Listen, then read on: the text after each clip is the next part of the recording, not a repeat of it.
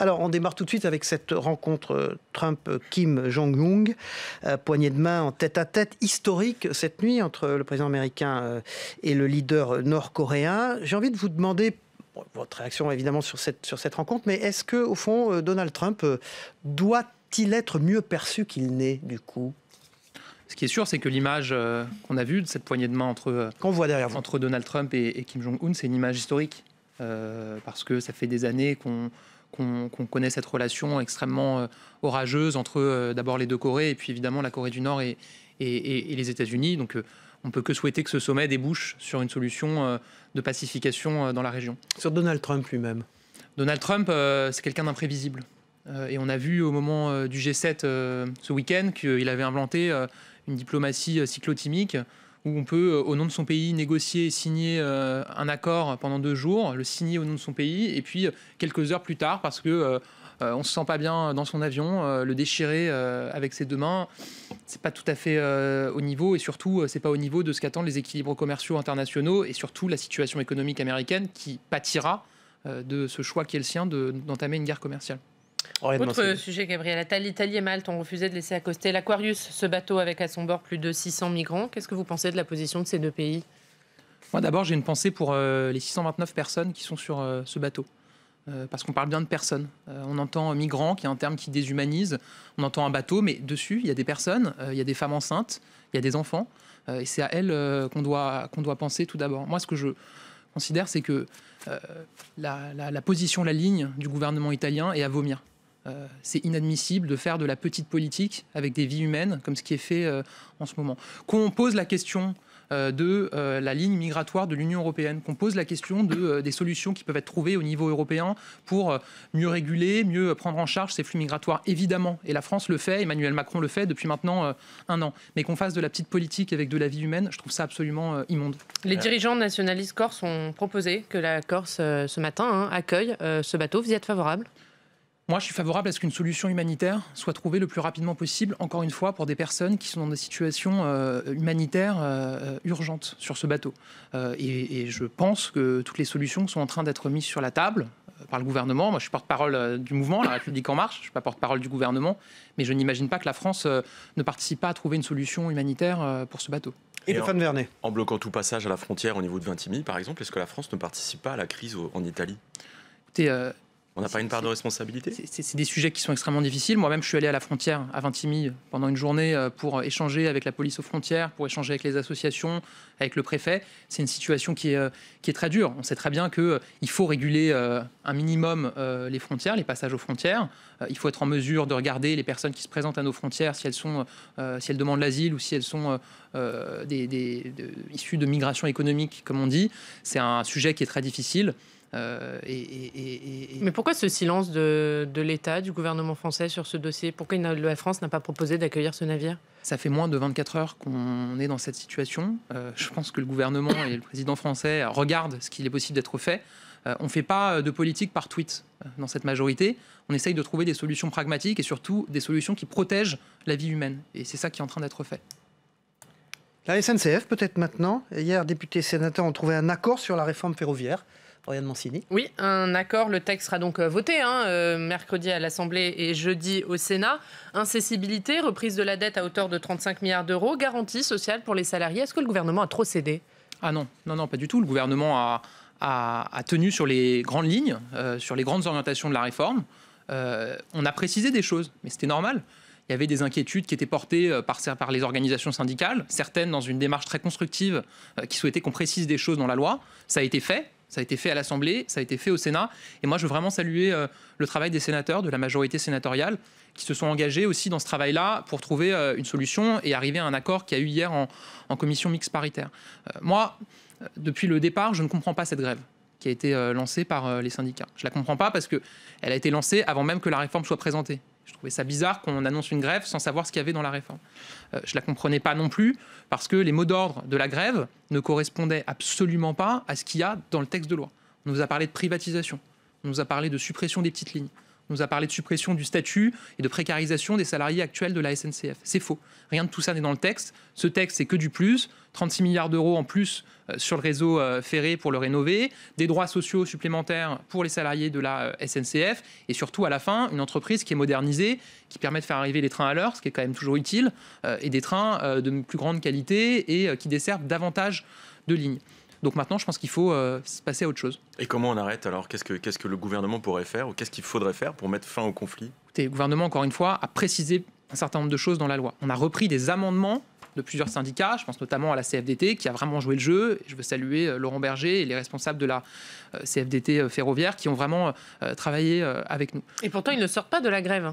Il y a les élections professionnelles à la rentrée prochaine. Je pense que du coup, ça influe sur la position de chacun. Moi, maintenant, j'appelle à la raison parce que si, j'ai déjà eu l'occasion de le dire, si le petit calcul qu'il y a derrière tout ça, c'est de considérer qu'on va continuer une grève parce que l'exaspération des Français contre cette grève va se reporter contre le gouvernement, c'est vraiment prendre les Français pour des imbéciles, parce que les Français, ils ont envie de pouvoir aller bosser, ils ont envie de pouvoir prendre leur train pour aller à leur travail, ils ont envie de pouvoir passer le bac pour les lycéens la semaine prochaine, les 700 000 qui passeront le bac, puis ils ont peut-être envie de pouvoir partir en vacances aussi, donc il faut revenir à la raison. Emmanuel Macron a une relation plutôt compliquée avec les syndicats. Est-ce qu'il doit mieux les traiter, notamment les syndicats réformistes, selon vous? Les syndicats, ils sont consultés, concertés sur l'ensemble des réformes qui sont portées. Ils se plaignent de ne pas être écoutés. Mais ils sont écoutés. Encore une fois, la réforme de la SNCF, pour moi, elle est assez éclairante.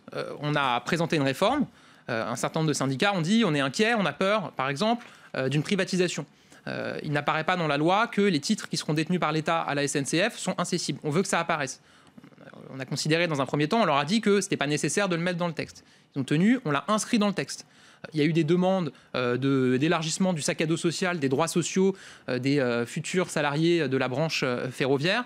On a repris ces propositions. Donc on écoute, on intègre dans les réformes ce qui est proposé par les partenaires sociaux. Mais on a été élus pour faire la loi, on a été élus pour porter des réformes et on ne dévie pas de nos engagements de campagne. Stéphane Vernet. Alors, par rapport aux grèves et à vos engagements, il y a quelque chose qui ne passe pas en ce moment, c'est l'accord sur l'huile de palme. Et qu'est-ce que vous pouvez nous dire du blocage des raffineries qui a été décidé par la FNSEA, le fait que la FNSEA, les écolos, les Verts, en fait, se retrouvent main dans la main dans ce conflit, ce qui est quand même assez étonnant.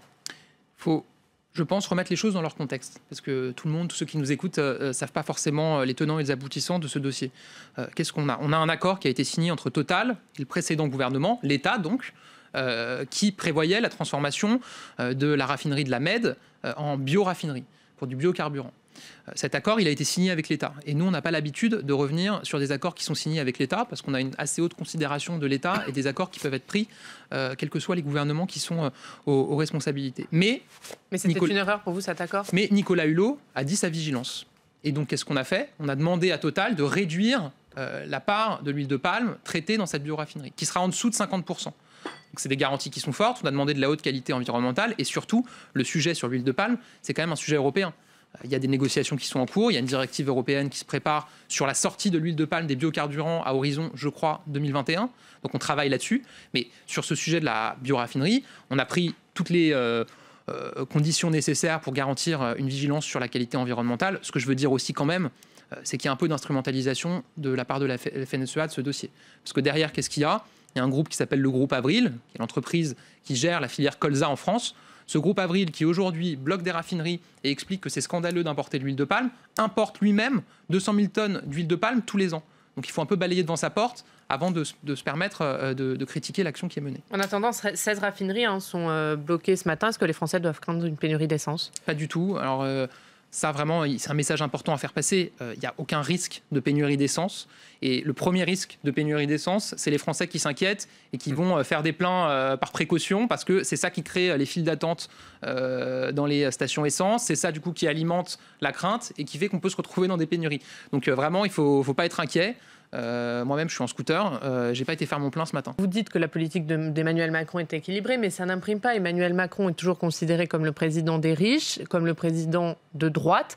Pourquoi vous n'arrivez pas à convaincre les Français et même votre camp que la politique d'Emmanuel Macron est équilibrée? Mais ces mots-là que vous venez de prononcer, c'est de l'instrumentalisation politique de certaines oppositions, c'est repris par les médias. Pas que de certaines oppositions. Brigitte Bourguignon, à l'intérieur de votre camp, dit aussi qu'Emmanuel Macron doit faire une politique plus sociale. J'ai jamais entendu Brigitte Bourguignon dire qu'Emmanuel Macron était, comme vous l'avez dit, président des riches ou un président de droite. Non, mais qu'il devait y avoir une inflexion sociale. Oui, mais écoutez, moi, que ceux qui appellent à une inflexion sociale commencent déjà par dire tout ce qu'on fait aujourd'hui et par expliquer les choses. Il faut expliquer, c'est vrai qu'on sort d'une logique qui dure depuis 30 ou 40 ans, qui consistait à dire que faire du social, comme on dit, c'était arroser d'aide sociale des personnes. Nous, on change de logique. On considère qu'il y a moins des inégalités de revenus dans ce pays que des inégalités de destin et qu'il faut une vraie redistribution des opportunités, une vraie modernisation de notre cadre social pour protéger les Français. Je donne un exemple.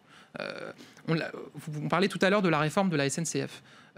Effectivement, on met fin au statut qui protège les cheminots pour l'avenir. Et qu'est-ce qu'on fait dans le même temps ? Avec la loi sur la formation professionnelle et l'avenir professionnel qu'on commence à discuter à l'Assemblée, on va protéger les nouveaux travailleurs indépendants, les salariés, enfin non pas les salariés, les travailleurs de Uber, les travailleurs, les livreurs de Stuart et Deliveroo, on va les protéger. On protège les gens, on ne protège plus les statuts. C'est ça une vraie politique sociale moderne et c'est ça qu'on est en train d'engager. Alors il y a un dossier que vous avez particulièrement suivi, c'est la loi OR, orientation et réussite des étudiants. Est-ce que vous pouvez nous dire au jour d'aujourd'hui, là maintenant à l'instant T, si de votre point de vue Parcoursup est une réussite ? Oui. Je considère que c'est une réussite. Il n'y a pas de problème, pas de soucis, tout est réglé. Alors, ça roule. Il faut faire la part des choses. Il y a aujourd'hui un peu moins de 150 000 jeunes qui n'ont pas encore reçu de réponse. Donc évidemment, quand on dit c'est une réussite, il n'y a pas de problème, eux, ils se disent moi, en l'occurrence, je n'ai pas encore de réponse. Donc il faut toujours savoir faire la mesure des choses. Je comprends très bien que des jeunes qui s'apprêtent à passer leur bac la semaine prochaine, qui n'ont pas encore reçu de réponse, pour eux, ce soit stressant. Mais ce que je leur dis, c'est vraiment d'être serein et de travailler leur bac, parce que par définition, quelqu'un qui n'a pas le bac, il ne peut pas aller à l'université. Donc la première priorité, c'est le bac. La deuxième chose que je leur dis, c'est que, et c'est un engagement très clair qui a été pris par la ministre, tout bachelier qui veut poursuivre ses études dans le supérieur aura une place dans le supérieur. C'est un engagement il sera respecté d'ici la rentrée scolaire ? Sera tenu d'ici la rentrée. Tous les jeunes qui veulent poursuivre dans le supérieur auront une place dans le supérieur. Pourquoi Parcoursup, c'est une réussite ? Parce que quand on regarde ce que les Cassandres, les pessimistes nous expliquaient depuis des mois, on nous a d'abord dit, vous créez une nouvelle plateforme, techniquement ça ne marchera pas, il faut toujours du rodage, etc. La plateforme Parcoursup, elle a très bien marché. Il y a 800 000 jeunes qui ont été faire des vœux, qui ont mis des lettres de motivation, qui ont motivé leur projet sur la plateforme. Ensuite, on nous a dit, vous allez voir, avec votre nouveau choix de ne pas hiérarchiser les vœux, mais d'avoir 10 vœux non hiérarchisés, le système va s'embourber et en fait, ça ne va pas du tout se décanter. On a aujourd'hui quasiment 3/4 des jeunes qui ont reçu au moins une proposition. Donc on voit bien que le système fonctionne. Il y a encore des jeunes qui attendent une réponse et il faut aussi penser à eux avec sérénité. Autre sujet, Gabriel Attal, le calendrier législatif chargé. On a entendu certains députés parler de surmenage la semaine dernière. Est-ce que François de Rugy a eu raison d'appeler le gouvernement à mettre de l'ordre dans l'ordre du jour ? Écoutez, moi je ne crois pas qu'il y ait de surmenage. Par ailleurs, je m'étonne que certains députés puissent tenir ces propos. Je ne les ai pas entendus. Alors c'est peut-être rapporté anonymement, etc. On s'est tous battus pour devenir députés. En tout cas, je parle de la majorité. Et on s'est battus en expliquant à nos électeurs qu'on allait tout donner, notamment pendant la première année, et qu'on allait porter un certain nombre de réformes pour transformer le pays dès la première année. Donc oui, on travaille, oui, c'est intense. Et 18 jours d'affilée, l'Assemblée a siégé 18 jours d'affilée. Est-ce que ce sont de bonnes conditions pour faire la loi ? Non mais, alors ça, c'est un autre sujet. C'est pas un sujet perso, psychologique pour les députés, honnêtement. Moi, et je le dis ici, je pense qu'il y a une certaine indécence à parler de burn-out et de surmenage. Il y a des Français qui sont vraiment en burn-out et qui sont vraiment en surmenage. Ce qu'il faille moderniser le travail législatif et l'ordre du jour de l'Assemblée, évidemment, notamment pour faire plus de place à l'évaluation et au contrôle, qui est aussi une de nos missions, parce qu'on n'est pas là uniquement pour faire de la norme, comme on dit, on est aussi là pour contrôler son application. Et pas que, tous les gros projets de loi arrivent en même temps. Encore une fois, on a été élus pour transformer le pays dès la première année, donc on y va à fond. Gabriel Attal, porte-parole de La République En Marche, vous êtes notre invité, vous êtes aussi un spécialiste des questions audiovisuelles, vous y êtes intéressé de près. Françoise Nyssen, donc la ministre de la Culture, fait une conférence de presse entourant des présidents de services publics, de télévision de services publics et de radio. Donc on sait que France 4 va sans doute quitter la TNT. Vous êtes pour la suppression de France O aussi, de la TNT ? Alors, pourquoi est-ce que France 4 va quitter la TNT ?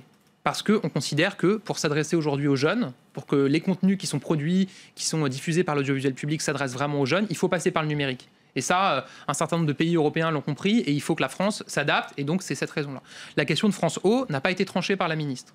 La ministre a mis en place vous une êtes task favorable force, je vais vous répondre, a mis en place une task force avec des spécialistes de l'audiovisuel qui vont mener une concertation sur le sujet. Moi, j'ai déjà eu l'occasion de m'exprimer, donc je me permets de le redire. Je suis favorable à ce qu'on supprime France O du canal linéaire. Pourquoi ? Parce qu'aujourd'hui, c'est une chaîne qui est très peu regardée, parce qu'il y a les Outre-mer premières, les fameuses chaînes en Outre-mer qui, elles, sont des vraies références, et que l'idée de France O, c'était de dire il faut qu'en métropole, au niveau national, on montre les Outre-mer, on montre la diversité. Une vitrine des territoires d'Outre-mer. Mais en fait, en disant ça, on les cache. Parce qu'on les met sur une petite chaîne à part qui n'est pas regardée. Donc pour moi, l'enjeu, c'est que les chaînes nationales de l'audiovisuel public fassent plus de parts, plus d'espace pour les Outre-mer et la diversité dans leurs programmes. Dernière question, Stéphane Vernet. Les élections à venir, où est-ce que vous en êtes de votre démarche pour les européennes et qu'est-ce que vous pensez de la réaction de Laurent Wauquiez à la proposition de Castaner de dire on peut avoir des têtes de liste communes avec les Républicains pour les municipales, et Wauquiez qui dit non. Alors, Laurent Wauquiez répond à une non-proposition de Christophe Castaner. Il y a peut-être eu un malentendu. Christophe Castaner n'a pas du tout proposé une alliance avec les Républicains. Qu'est-ce qu'il a dit ? Il a dit la possibilité d'avoir des listes communes. C'était d'ailleurs sur ce plateau, à votre place même. Écoutez, ce que Christophe Castaner a dit, c'est que on est dans une logique, En Marche, c'est dans notre ADN, d'un rassemblement qui ne cesse de s'élargir. Et que, au fur et à mesure, on peut continuer à accueillir des progressistes qui ont envie de nous rejoindre. Et les élections européennes, ce sera un moment important pour ça. Donc, localement, il peut y avoir des villes où on s'entend avec des personnes qui viennent des Républicains comme du Parti Socialiste. Mais c'est pas un sujet national. Le deal ? C'est-à-dire qu'il n'y a pas de candidat de la République En Marche face à eux et en échange, ils vous soutiennent aux européennes ? Ah non, c'est pas du tout ça. C'est, encore une fois, c'est dire on porte un projet progressiste municipal dans une commune et avec des marcheurs, avec des personnes issues d'autres mouvements politiques, on peut y aller. Mais encore une fois, l'objectif, c'est de porter les valeurs de la République En Marche dans le plus de villes possible et c'est ça qui sera fait. On va préciser prochainement, dans les prochains jours, on précisera le calendrier des investitures et du travail sur les municipales.